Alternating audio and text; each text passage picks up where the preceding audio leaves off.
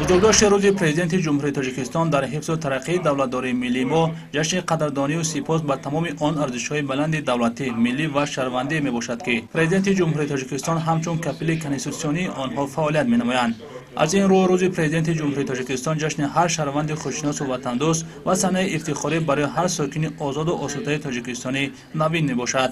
وابسته به این در آثارخانه ملی تاجیکستان همایش علمی فرهنگی تحت عنوان پرزیدنت حامی منفعت‌های ملی و کفیل زندگی شایسته برگزار گردید. در چاره‌بینی ایدانه عالمان محققان، آموزگاران، دانشجویان مؤسسه‌های تحصیلاتی عالی و افسران و سربازان وزارت مدافع جمهوری تاجیکستان شرکت ورزیده دایر به خدمت‌های پیشوای ملت اندیشه‌رانی نمودند. ابراز شد که برای ملت خودشناس و خودآگاه تاجیک استقلال و آزادی بزرگترین نعمت، شأن و شرف، ننگ و ناموس، آبروی بین المللی و شرط اساسی موجودیت به حساب رفته. رسیدن به این دستاورد بزرگ استقلالیت دولتی به واسطه با خرد ازلی و سیاست بنیادگرانه محترم پیشوای ملت به دست آمده است. امروز جوانان خوش اقبال زمان صاحب استقلال مملکت به خوبی درک می‌نمایند که زحمت و تلاش و اقدام سازنده پیشوای ملت محض به تامین زندگی شایسته مردم شریف تاجیکستان و رشد باثبات مملکت روانه گردیدند.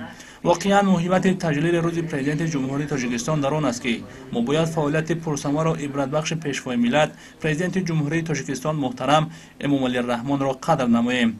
زیرا محض به شرافت سیاست موفقانه و بارور، تلاش‌های پیوسته در راه آبادی و آسایش وطن، عزم و جسارت قوی، ارزگذاری به تاریخ پرقنوات ملت باستانی تاجیک و تشبس‌های سازنده و نیکبینانه او، جامعه جهانی به تاجیکستان با نگاه با اعتماد و خیرخواهانه نظر دارند.